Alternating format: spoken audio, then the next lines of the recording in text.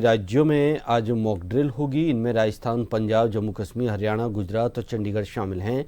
इसे operation shield नाम दिया गया है। इन राज्यों में पहले गुरुवार को ड्रिल होने वाली थी, लेकिन फिर स्थगित कर दी गई। इससे पहले 7 मई को देश के 244 जिलों में मॉक ड्रिल हुई थी। इसमें नागरिकों को हमले के दौरान खुद को बचाने की ट्रेनिंग दी गई थी। ये इसलिए किया गया था ताकि युद्ध की स्थिति में लोगों की सुरक्षा सुनिश्चित की जा सके। इससे पहले 7 मई को देश के 244 जिलों में मॉक ड्रिल हुई थी। इसमें नागरिकों को हमले के दौरान खुद को बचाने की ट्रेनिंग दी गई थी। यह इसलिए किया गया ताकि युद्ध की स्थिति में लोगों की सुरक्षा सुनिश्चित की जा सके।